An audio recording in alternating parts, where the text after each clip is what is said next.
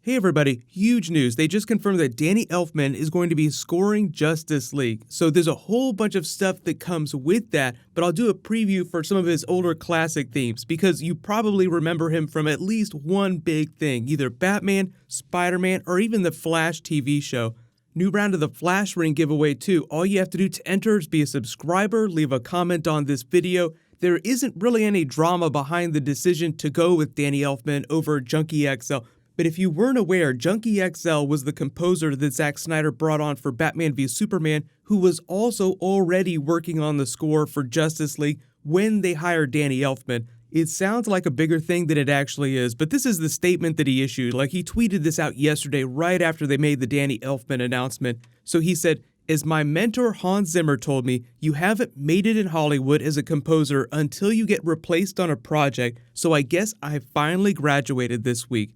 It pains me to leave the project, but a big thanks to Zack for asking me to be part of his vision, and I wish Danny, Joss, and Warner Brothers all the best with Justice League." Signed, Tom. Tom is just his real name. So we hadn't heard any of his Justice League theme song, like he hadn't teased any of it, so we don't know how different it was going to be from Batman v Superman. This is what that sounded like. He also had a hand in developing the Wonder Woman theme too, because that was done for Batman v Superman and then later reused during the Wonder Woman movie. So again, it's not that he's getting fired off of Justice League because Joss Whedon is coming in. That's more of a studio decision, and I think the reason they're going with Danny Elfman is because they want the tone to be a little bit lighter. Think about the Spider-Man theme song, think about the Batman theme song that he's done, so I'll play some of those in a second for comparison, but they just tend to be a little bit more magical, a little bit more traditional big orchestra. You probably heard all the talk last year about the creative retooling for Justice League and the DC films going forward after the critical response to Batman v Superman.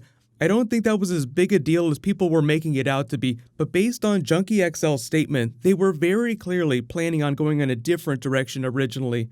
But people get replaced on big movies like this all the time. It's just that you don't hear about it as often. Writers get replaced several times through the creative process. They've gone through 3 different Flash movie scripts and 2 directors. They still haven't landed on their 3rd yet, but it does sound like it's going to be Robert Zemeckis. So things change behind the scenes all the time, and I'm a huge fan of Danny Elfman, so I feel like if you were going to go with a really big superhero movie composer, he would be the guy to go to. But here's a little bit from his Batman and his Spider-Man themes for comparison.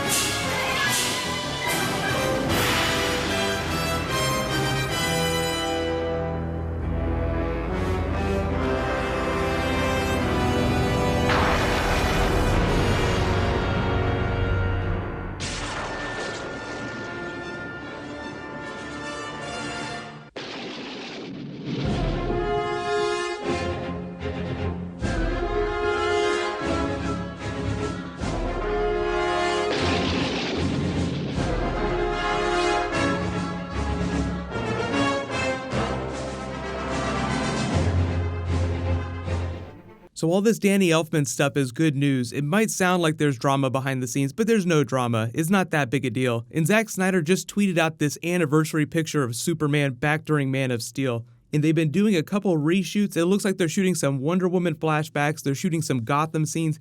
The actress that plays Iris West in the DCEU said that she just filmed her cameo, so there's still a couple things that they're doing on Justice League. You'll probably hear more about that as we get closer to Comic-Con. And yes, they will be dropping new Justice League footage at Comic-Con. There's footage